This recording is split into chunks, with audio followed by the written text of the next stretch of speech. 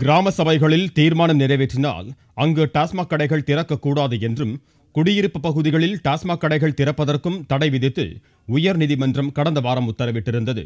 இதை மறுபரிசீலனை செய்ய கோரி டாஸ்மாக் சார்பில் தாக்கல் செய்யப்பட்ட மனு நீதிபதிகள் கல்யாண சுந்தரம், சுப்பிரமணியம் அமரும் முன்பு விசாரணைக்கு வந்தது. அரசு தலைமை கூடுதல் வழக்கறிஞர் வெங்கட்ரமணி ஆஜராகி வாதிட்டார்.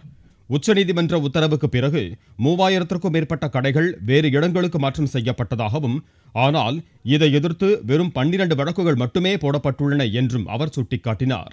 மதுக்கடைகளை அமைப்பதில் எந்த விதிமீறலும் இல்லை என்றும், இது தொடர்பாக கூறப்படும் குற்றச்சாட்டுகளில் உண்மை இல்லை என்றும் அரசு வழக்கறிஞர் வாதிட்டார்.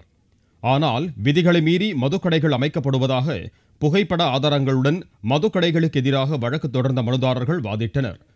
அனைத்து தரப்பு வாதங்களையும் கேட்ட நீதிபதிகள், ஏற்கனவே மதுக்கடைகள் ஏராளமாக இருக்கும் நிலையில் புதிதாக மதுக்கடைகளை திறக்கக்கூடாது என உத்தரவிட்டனர். புதிதாக மதுக்கடைகளை திறக்கவில்லை என்றும், ஏற்கனவே உள்ள மதுக்கடைகள்தான் இடமாற்றம் செய்யப்படுவதாகவும் அரசு தரப்பில் விளக்கம் அளிக்கப்பட்டது. வேறு எந்த மாநிலங்களையும் விட அதிக எண்ணிக்கையில் மதுக்கடைகளை திறந்து டாஸ்மாக்கை அரசு வணிகமயமாக்கிவிட்டதாக நீதிபதிகள் குறிப்பிட்டனர். மதுக்கடைகள் அதிக அளவில் திறக்கப்படுவதால் மக்கள் உடல் நலன் பாதிக்கப்படுவதாகவும் நீதிபதிகள் வேதனை தெரிவித்தனர். மதுக்கடைகளை எதிர்த்து நாள்தோறும் போராட்டங்கள் நடைபெறுவதை சுட்டிக்காட்டிய நீதிபதிகள், ஜனநாயகம் என்பது மக்களால் மக்களுக்காக உருவாக்கப்பட்டது என்பதை உணர்ந்து அவர்களின் உணர்வுகளுக்கு மதிப்பளிக்க வேண்டும் என்றும் நீதிபதிகள் கூறினர். மதுக்கடைகளை மாற்றியமைப்பது தொடர்பான கொள்கை முடிவை அரசு மறுபரிசீலனை செய்ய வேண்டும் என்றும் நீதிபதிகள் உத்தரவிட்டனர்.